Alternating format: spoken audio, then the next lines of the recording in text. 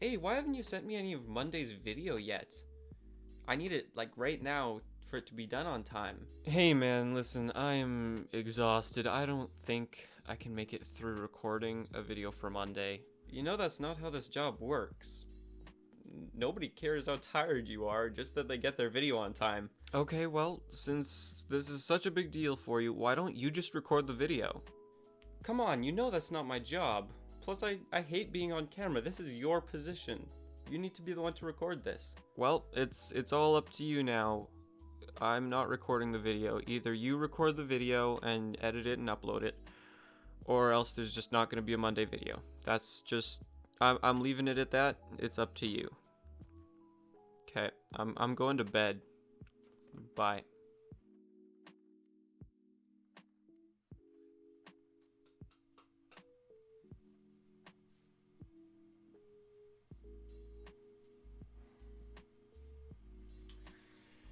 Okay, fine.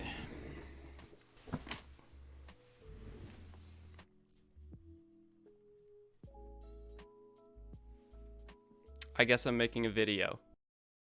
So, I'm not gonna play a game. I'm gonna stick to what I feel a little bit more comfortable with, at least. And, I'm gonna talk about something that kind of made me upset. So, Free Guy came out, and I'm gonna review it, because I got some problems with it. I'm gonna do this to the movie. He's just resting. In pieces! That man is dead! He's so sleepy. So, here's the thing. I dabble in game development. I'm definitely not anywhere near even like launching a game level of game development, but I know things. And so this review is going to be about the game design that they could have implemented, but they really got wrong about Free Guy, because they got just about everything wrong. There are a couple caveats here. So anything that happens in the game, really, I'm gonna let as a pass just about, because there's a lot of things that could be wrong, but it's still an art style. You have your choices. Technically, a lot of it could happen in a game, albeit unlikely. I'm going to be basing this off of the fact that it looks like in a couple of scenes, these ones in particular, that they're using Unreal Engine. Certain scenes it looks like Unreal Engine 4, certain scenes it looks like Unreal Engine 5 suspiciously, and they're using their own UI for a lot of things as well.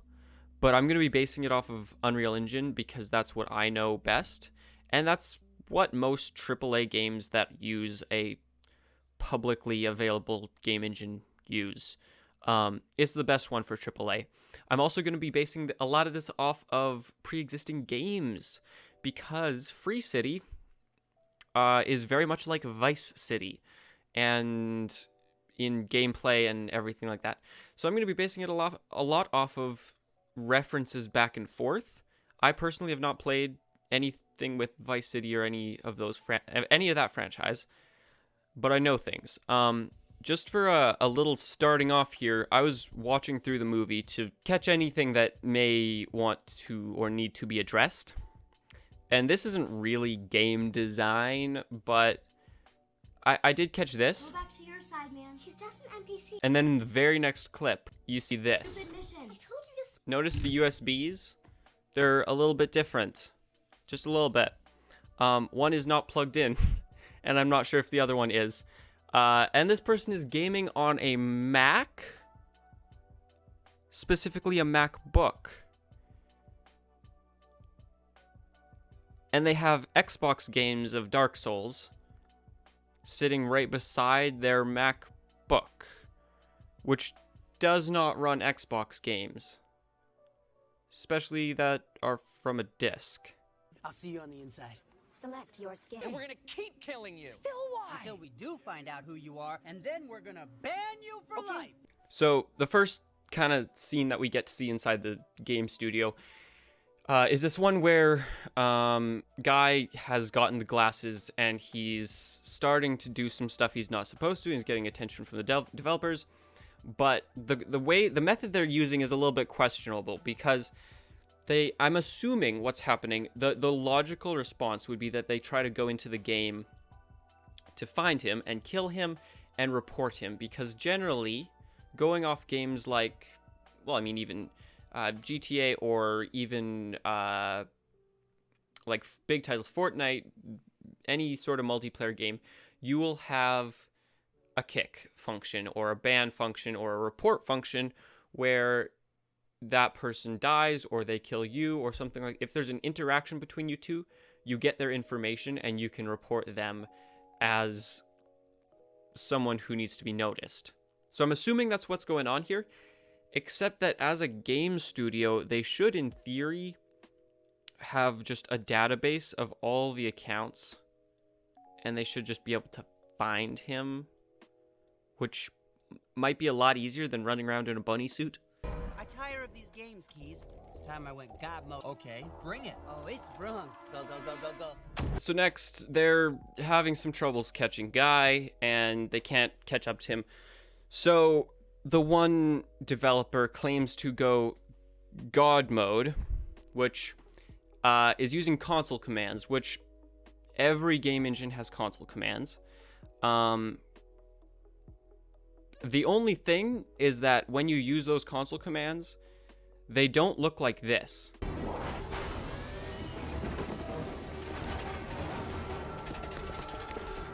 Instead, they look more like this. When I'm running in here, you can see all these fellas here. If I go into my console and I can type in stuff like show collision, now you can see all their collision meshes, the capsule collision, all of that stuff in them. You can see everything going on. This is what the console works as. It's a debugger, not really a kill that guy and kick that guy type of tool, which is another thing that I'd like to address early on, because there's going to have to be things that we kind of recognize as falsehoods, but I can understand them using it for entertainment purpose, changing it for entertainment. You see it all the time in different industries. This one's no different. Basically, any multiplayer game like this, it's running on servers, and the servers hosting it and the developers have a separate entity of that game that they run. And usually it'll be a private server or just local on their devices. And that's what they change. And then they have to port an upload to it. They wouldn't actually have a released build that other people can play on and access that has access to console commands. That would never happen. And he's not typing into an IDE, which is an integrated development unit, development editor, because there isn't that real-time editing connection. Again, going back to, they don't want anyone else to get their hands on their tech and then be able to cheat the game. They're going to try everything they can to stop that. So that means safeguarding. That means having their version of the game on a local server that nobody else plays on for their testing only. So this, it couldn't possibly happen, but you'll see it a lot. So we're just going to have to accept it. And that was the heartbreaking story of Blue Shirt Guy. Going back to Vice City. If you fail a mission in Vice City or die in Vice City, you respawn. And you just keep respawning. There's not really a big consequence to death. So for them to accept that he's now not a problem is pretty naive for game developers. What? I just checked the server stats. We killed Blue Shirt, and the number of players online didn't change. Now this is just a small nitpick. But technically, if this game is as big as something like GTA, or like they're just saying it is in the movie, checking server stats is going to mean nothing. It's gonna, you can't read server stats for one person. Like, you're not gonna see a one person drop because people are continually getting on and off and on and off and on and off. If you've got, 2 million concurrent players, we'll say, then yeah, people just keep switching out. So those stats would keep bumping up and down and up and down and up and down. You wouldn't be able to read a one person drop, and server stats wouldn't just not change. Code. Code. Code. Code, yeah. Here we go. 'Cause it's not just zeros and ones, it's hidden messages. I like to think of myself actually as not a code writer, but an author. I just use zeros and ones instead of words. Using zeros and ones instead of words. Now, here's the thing. When you code, I mean, there's definitely people who do code in binary, which is the ones and zeros. But I don't think just about any game developer does. Because there are much more efficient ways to code. Coding in binary is like trying to build a house using only nails and a hammer. You can do it, but there might be an easier way to do it that might be better. Every game runs on a language, a coding language. For instance, Unreal Engine, going back to that, runs on C++, which is a very stable code. It's very efficient and runs very light. It's good for optimization and things like that. He would be using things like that, not ones and zeros. Players doing the jewelry store mission in Midtown. That gives you 5 minutes. Now, there's a lot about this mission that's not accurate. But let's start off with this one.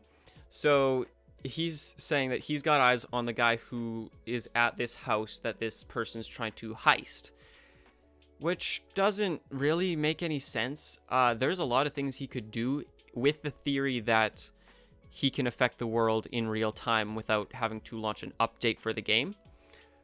He could just kick the player. Just disconnect him for like 10 minutes. Reconnect. You're good. You got what you need. And he's not a problem. The toilet right now, stealing user code, so I don't exactly feel like one. So he's not stealing user code.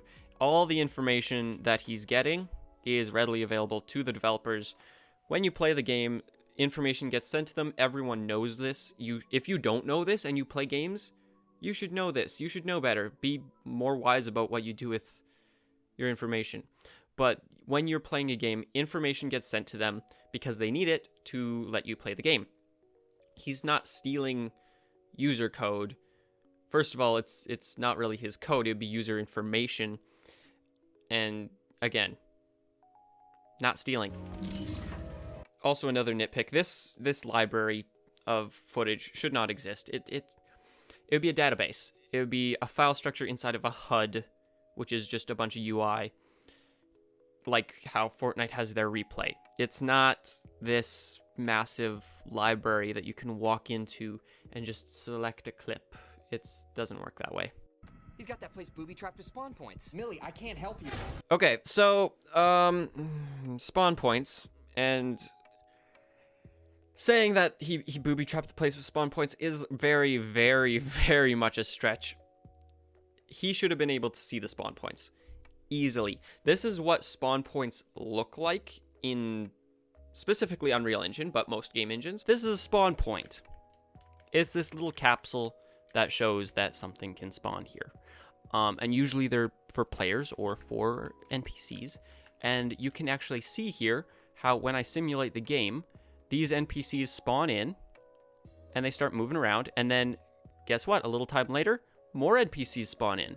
And so now if I go into my world outliner, you can see all these things here. So now if I delete 3, let's delete 3 of these spawn points.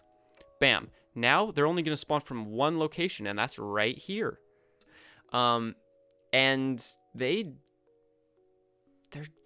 there. You can see them quite easily, and he could even more easily just disable them or delete them. He can do a lot about spawn points. It's not like someone else just throws in spawn points as a defense mechanism. It's something that the developers have to add in. He could have done a lot about this. He could have definitely done a lot about this, and he should have seen it coming. Who are you talking to? This part is a little bit frustrating as well, because you do see a wireframe of the game that he is watching Millie, and she's moving around. You can see all that. You can even see the enemy. I assume they're AIs, or maybe they're players, but if they're players, shouldn't be spawn points. It's not how it works.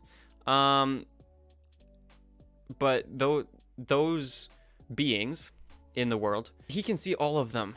He should easily be able to see Guy as an NPC in that world. You can clearly see them. They're not invisible. They're not these entities that you just never see and have no clue about. He's bringing up this texture of this NPC. Well, he's going through an NPC database, which technically an NPC database doesn't look like that. It's usually just a line form of their stats. It'll have like an icon of them, the texture. This has the texture. It'll have some maybe their dialogue options, or like where their blueprint is linked or their code is found. If it's Unreal Engine, then it's object-oriented programming, which means that it's an entity that would be selectable. It's not all in one code file. And none of these windows should be popping up. That's not how code works or game programming works.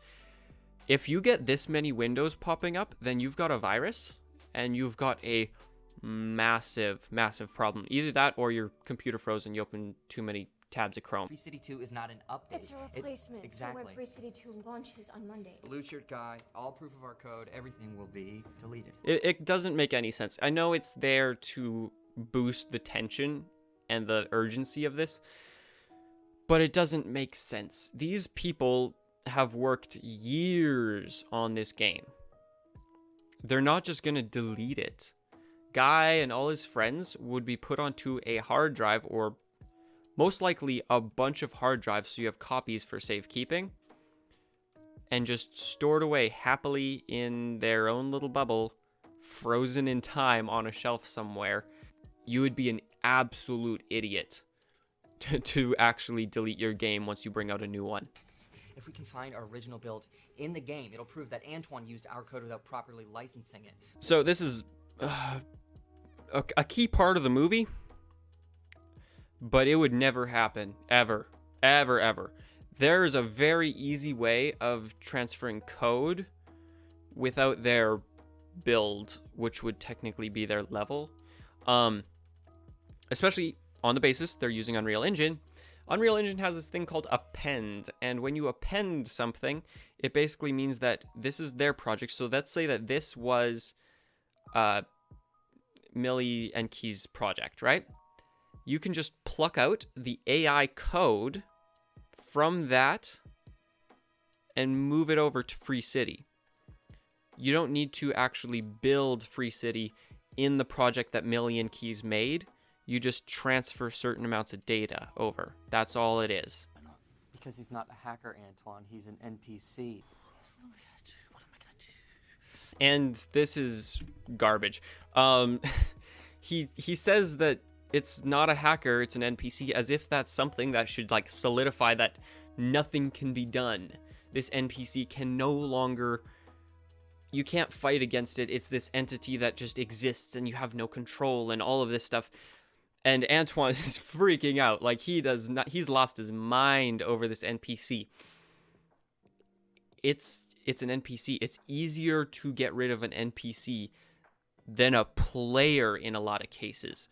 Now, in this case, there's a lot of variables, like when you deal with dialogue trees and stuff like that and interactions, he could have dependencies on other things, so deleting him might mean that you have to clean up some loose ends in other code that's around him. But at its core, it's just a matter of hitting delete, and he's gone. You could just reboot the server. Keep talking. If we reboot the server, then he's just gonna revert back to a regular non-player guy. False. He will not. So that's not how rebooting a server works. Have you ever rebooted a computer or even your phone? Yeah. Rebooting is the same. It's just restarting.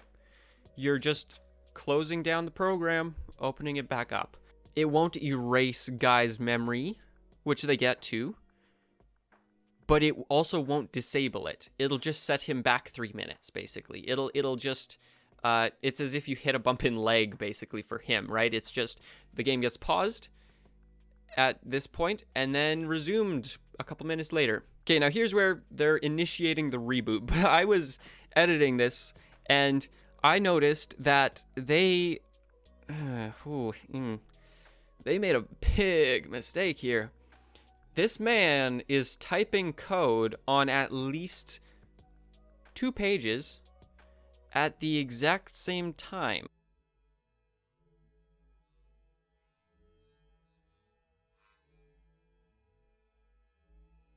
Which, you can't do that. You can't type 2 different portions of code at the exact same time. It just doesn't work that way. And I'm sorry, but like, it's a good movie, but how did you guys not catch this? This is a massive flaw. This is as big a flaw as the USB. Millie? Millie?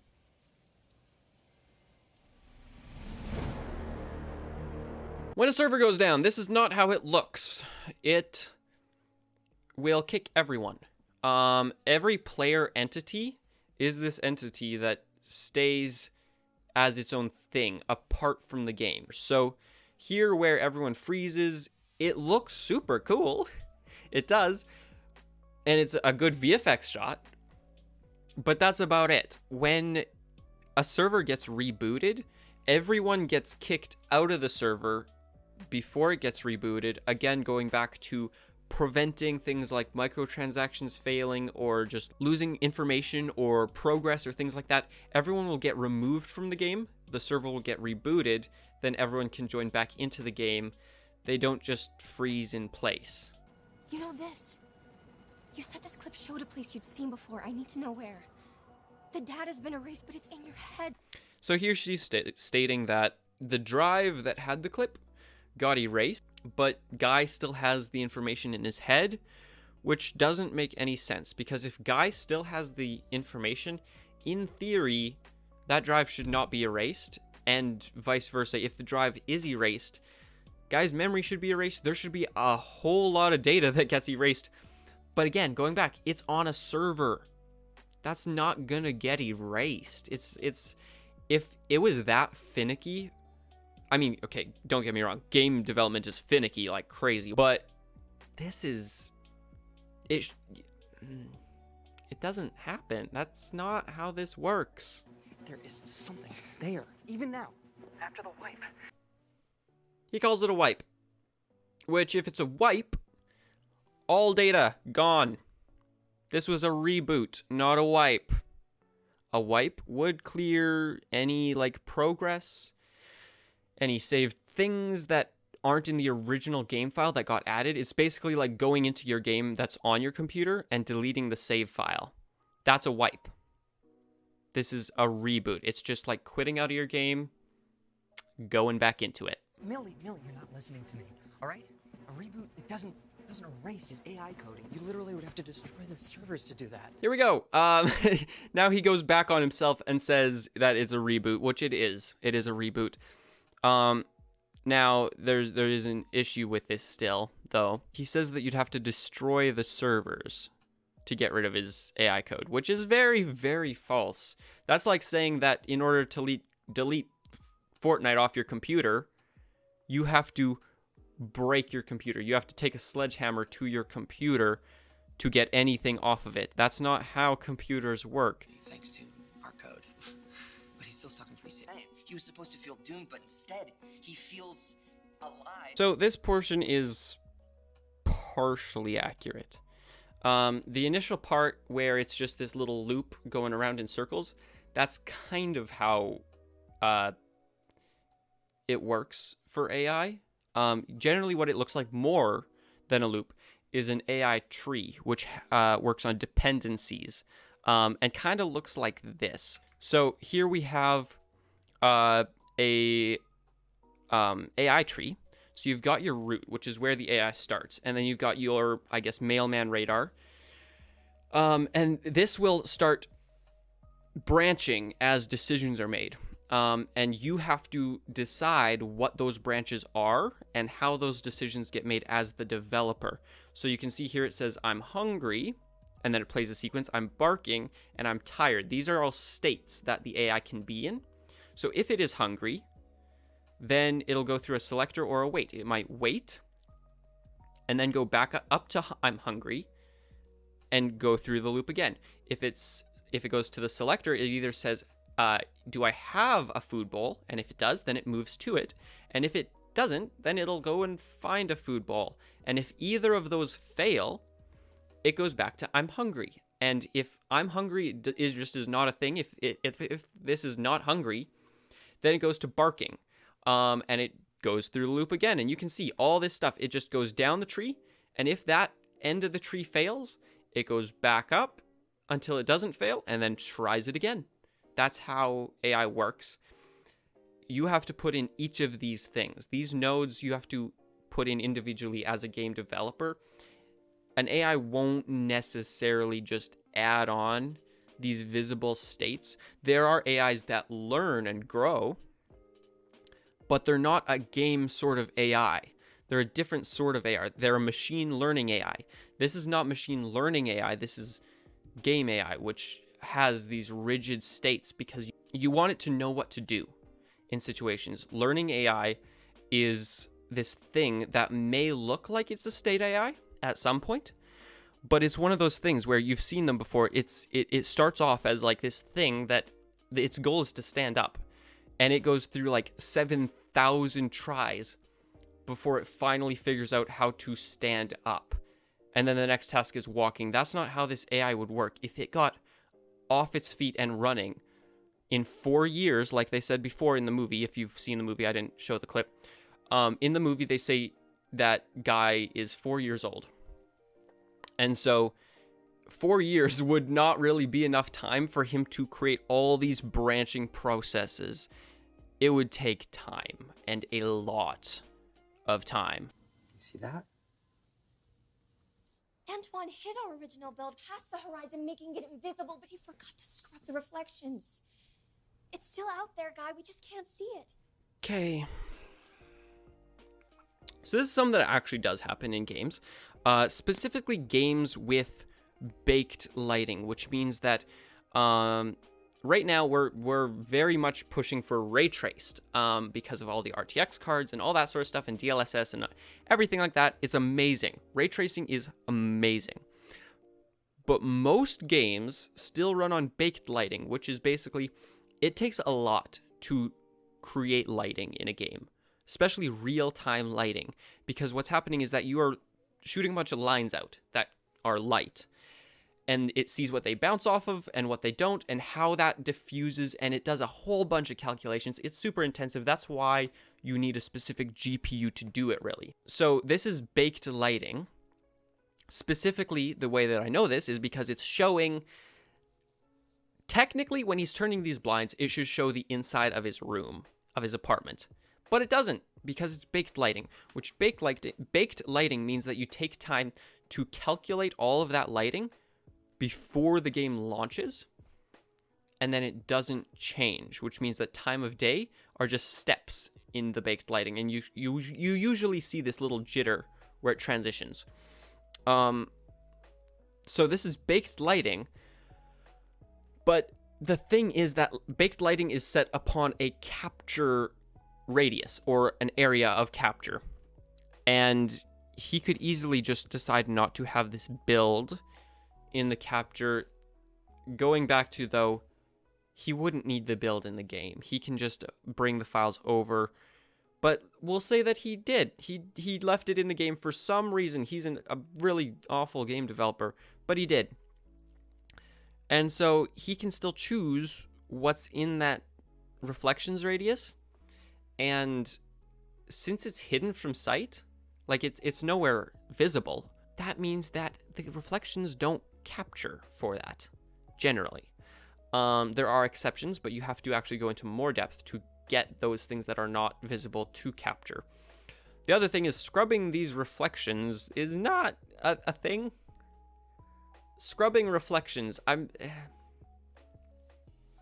you just rebake the reflections. You don't, or recapture. You don't scrub them. It's not this, I mean, it is technically an image that is saved onto your device that just brings that up for its reflections.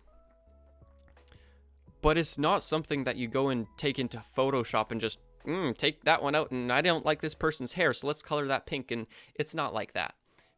It's, you just recapture the reflections. That's all it is. One. Boot Molotov girl now. I'm trying as hard as I can, but her account's spoofed. I'm sorry, but he sounds so pathetic. He's like, I'm trying as hard as I can, as he types out 6 lines of code. That's not how kicking someone works. Kicking someone would have to happen in the game with the principle that, on the principle that you have to upload it to the server or be in game for it. Just like how kicking in Fortnite or things like that works. Here, you can't really do this. But on the premise that you could, just typing a script would not do it, because this is a script he's writing. It's not just this command. He is writing this thing that is a text file on his computer that, without recompilation of the code or anything like that, it's not going to function. In order for the thought of this to even work, he would have to be typing in engine or in game console commands to kick the player, just like how Twitch works, where you type in chat, /ban or /timeout, all this sort of stuff.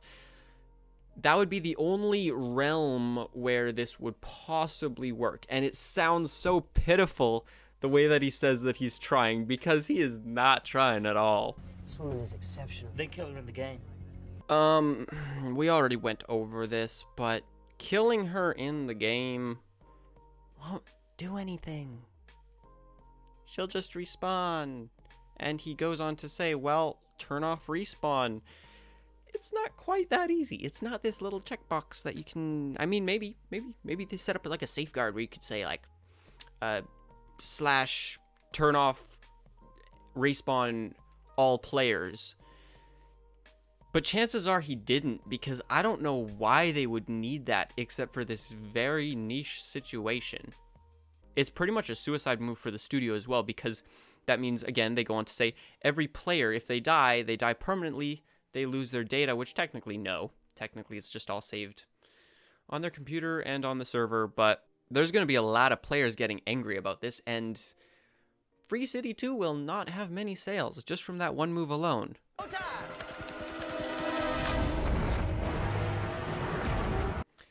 Okay, so this premise of go time, he's typing this huge, long line of words, which, going back, they're not ones and zeros, they're words.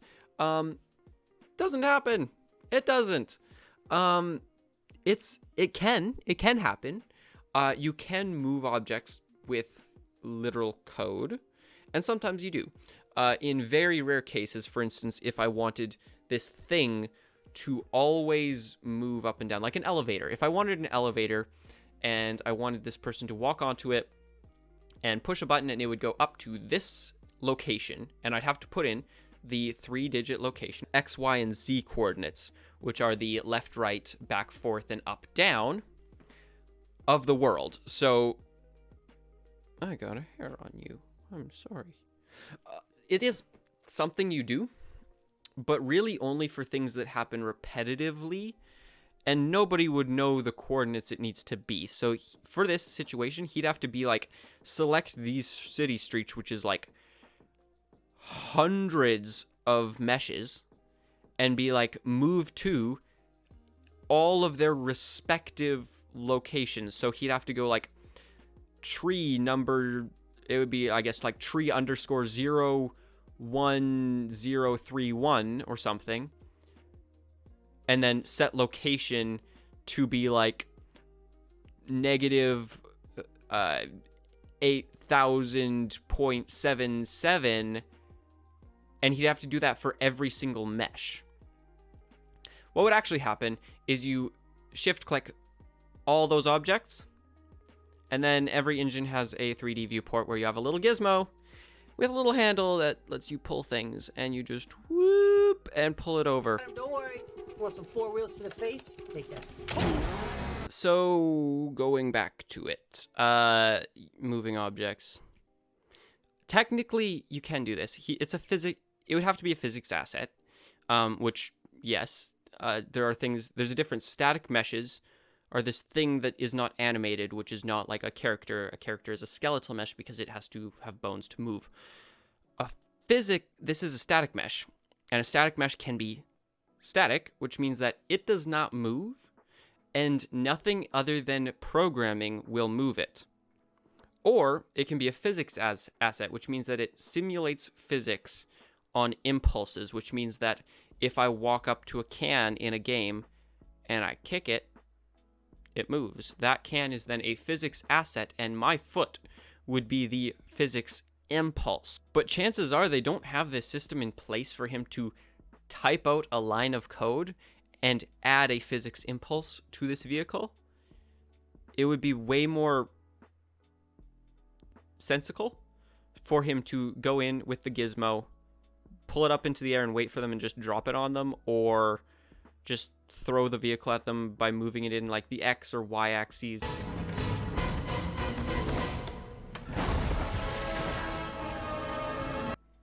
So this scene, he quite roughly hits his enter key, which you don't have to do. How hard you hit an enter key, it's gonna press the same amount.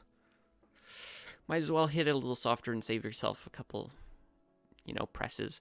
But this ramp is a thing you can do in games, but not with typing. If it is a mesh, they literally just like rotate it, drop it down, whoop, you got a ramp, just like that. No typing involved. I do appreciate this though, because legitimately landscapes and city streets and even rocks, there's nothing inside them. It's empty. If you were to cut that rock in half or pull up part of the landscape, you would see just nothingness underneath you. Well, actually, you would see your skylighting. You wouldn't see like, dirt and rocks and further down or anything like that. It's just nothingness. It's everything in a game is a shell.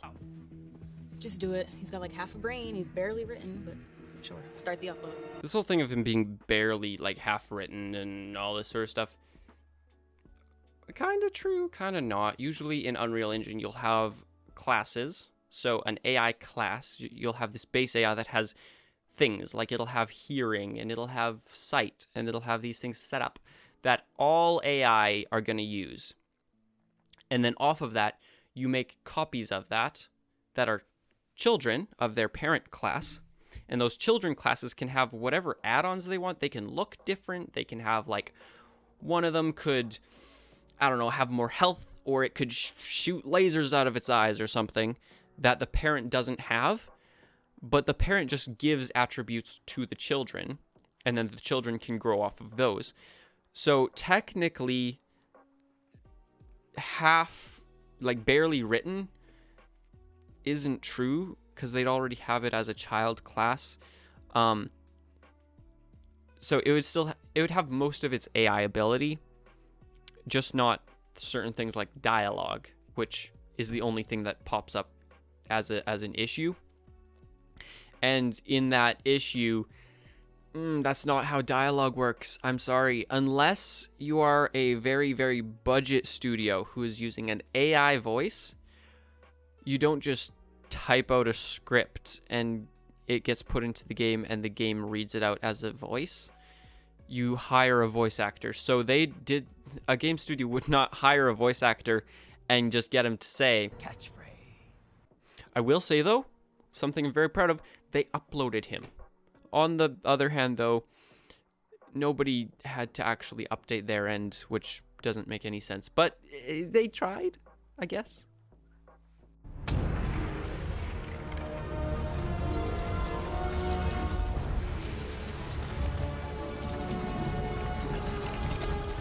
So now this is something having to do with the physics mesh and things like that. How this works.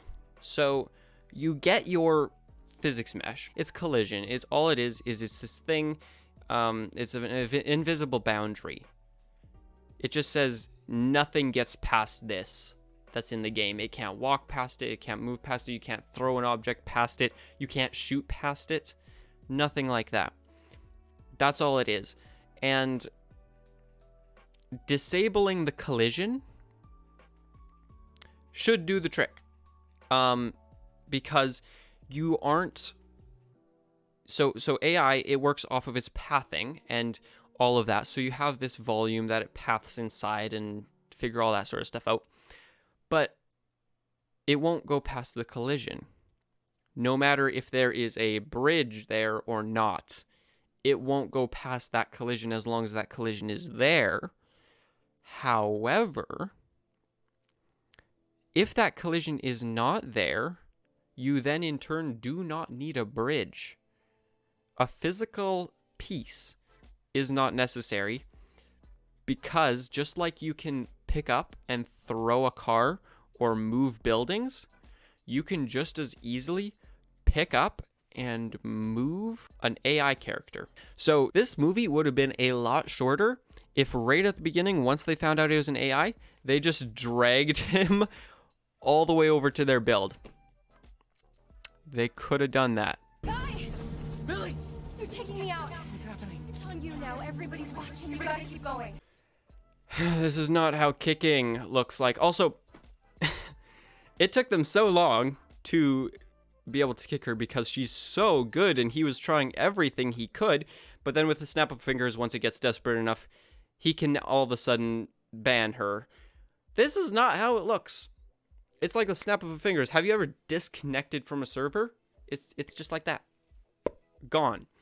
You don't have this little woo, glitchy, cool visual effects when you disconnect. It's just bam, you're gone.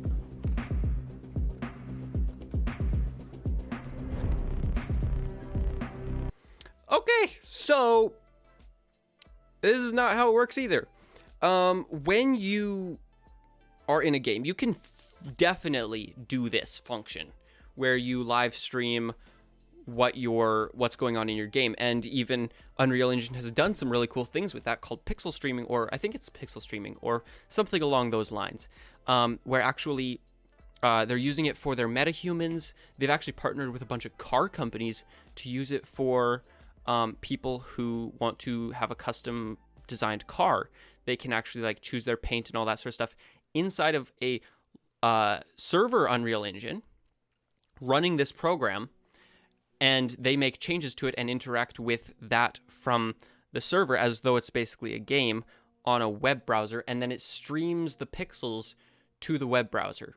So this is technically a thing that can happen, but chances are they don't have this set up because it's not needed at all in the entirety of gameplay. You don't need this function for the game. And also, legitimately, you wouldn't get cinematic angles.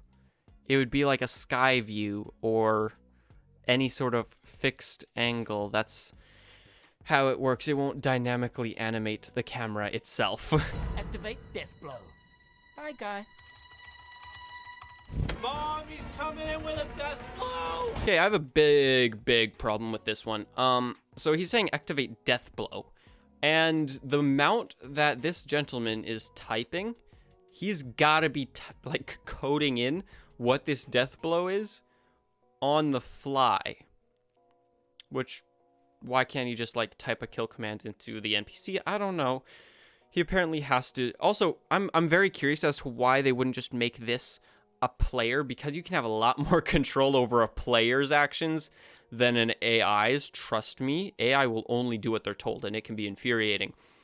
But this death blow, he's basically coding it in as they're talking, which is a lot. You can't do that. That's way too much information to code in 3 seconds. Yet everyone seems to know what it is, because this streamer's just like, hey, he's doing a death blow. And there's a lot of continuity errors with that, and time errors, and it just doesn't work.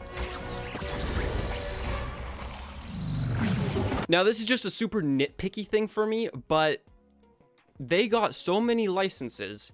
Like, they've gotten Avengers and Captain America. They've gotten Hulk. They've gotten Star Wars. They've gotten Fortnite. They've gotten, well, this is actually a Valve game, and this is the gravity gun from Half-Life. Another game, though, that Valve made was Portal, which is referenced here. Except that they didn't use a portal gun? Which doesn't make sense. They have a proper lightsaber. They have Captain America's shield. They have Hulk's arm. They have the proper gravity gun. Why wouldn't they just use the portal gun from Portal? Where are those servers? Well, it's all of these, but hold on, I'm trying to wrap my head around this. This one? Yeah, how did you get this? So I get it that this is supposed to be super exciting and like a massive event, and ooh, scary. He's so action filled and he's destroying these servers. This man is such an absolute idiot if he is actually taking an axe to his servers. First of all, right now, we're in a chip shortage. Have you tried getting a GPU right now? It's not fun. Why would you destroy all this tech? Secondly, you don't need to shut down the game, because all he's wanting is for nobody to see this build, right? So that he doesn't get into any legal issues. Everything's covered up. It's all good. He could literally just pull the power to the servers, shut them down. Nothing leaves the building. Nothing gets streamed out. Nobody sees anything. And he could have done this from the very beginning. He could have pulled the servers, been like, hey, the game's down, we're experiencing some issues. They fix guy and everything's good. They plug those servers back in and everything's fine. Would have been a way shorter movie. Less action. Why would he destroy these servers? He's a guy who loves money, right? So why would he destroy servers when Free City 2's coming out? He is going to now have to go out and buy more server units. These racks are so expensive. One rack, so one massive like floor to ceiling unit like that is like $250,000 to buy. Maybe more now, because that was before the chip shortage. They are expensive. And he's just going to go busting these things up. All you'd have to do when Free City 2 goes live is clear the servers of Free City 1 and then upload Free City 2. That's how servers work. You don't have to buy new servers for a new game. You just repurpose the ones you already have. This is such a stupid thing to do for anyone who loves money or who is in game development.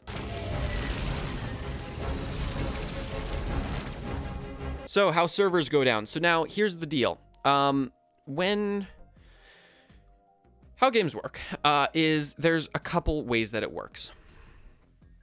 One of them, and the most common, which I would assume is how this one works, and how Vice City works, how Fortnite works, how things like that work, is that the server itself is the entirety of the map. One server is one map. So when you are playing Fortnite, let's say, you are in the lobby, you are with your friends or whatever. When you hit play, it finds a single server for you to join, loads you into that server with 100 other people joining that one server, and then they all collectively play the game on that one map, on that one server, and then they leave that server to go back to the lobby and find a new server. The other way is very, very rarely done, and that is how it's done in a game called Atlas, which, if you don't know Atlas, it's made by Studio Wildcard. It's the developers of Ark. Basically, how they had to work it is that the map is so big that they had to divide it into squares, which a server would normally be a square, and that's how maps work in game engines, is that you'll chop the map into squares, no matter what it is. If it's a city or a landscape or anything like that, it gets chopped into these squares that then get streamed back and forth. And so as you get closer to one square of map, it'll load in higher and higher resolutions of that map until you're there. And then as you get farther away, it'll offload the higher reses and input lower reses, so it doesn't take up as much graphical or CPU processes to render something that is so far away.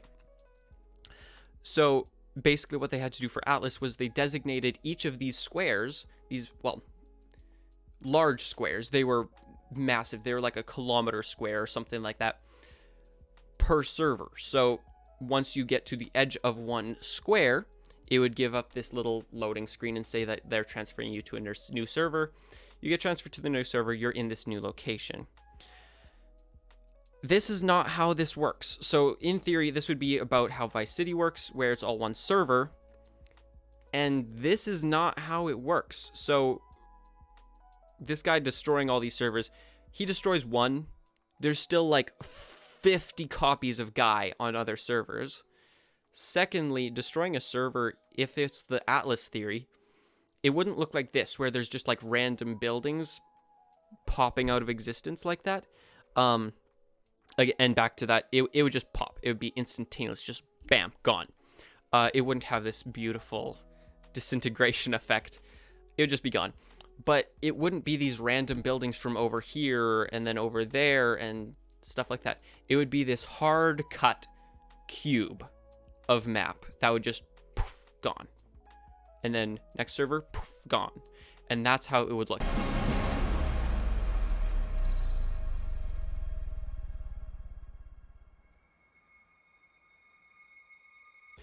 Okay, so now we're getting into LODs, which are levels of detail and how it works per person. Basically, graphics is generally run locally. That's why you need a graphics card or something to run certain games, because it's too graphically intensive for your CPU to run on your machine. That's why some people can run it higher and you can run it lower. All of that is based on LODs. And what this means is that there are multiple copies of the exact same object created that are lower resolution, which means less vertices. And those LODs shift, kind of like how the level streaming does with those squares, how they'll shift in and out. That's how LODs work for your player. Now, how it also works is, since it's local, I can be on one end of a map and have everything loaded in fine and high res right up close. And technically, my buddy could be on the other end of the map where, for me, it's low res, but since it's local on his game, it's high res for him. Which means that Guy getting to their build doesn't mean anything. It doesn't mean that it loads in for everyone to see. Technically, it doesn't even load in for him since he's an AI, but it doesn't load in for everyone. He's the only one that would see all that detail and that section of map even. Nothing changes for anyone else. So this whole reveal effect is completely false. And going back to it, technically, it shouldn't even work for Guy himself, because LODs only work for player characters, which is a human being controlling a player. So me playing, my buddy playing, you playing, whoever is in the game running around, it will load in and out those assets for you. But there are so many AI bodies, and AI don't need to see good detail in textures and meshes and stuff. It won't load them in. So this doesn't work in any way or form. But yeah, anyway, closing notes. It's a good movie. In theory, like as far as plot line, if you come at it as a entertainment, and if you don't play games, if you don't make games, it's an amazing movie. It's a really good movie. It's got a good story. The thing is, though, is that this is a game that's mainly going to attract the attention of people who play games and make games. And there's a lot of inaccuracies about that, which is really frustrating. But at the same time, you should still go and watch it. It's a good movie, I guess. And so with that said, I'm tired as well. I don't blame .h for not wanting to do a video. But you have a video, so be thankful.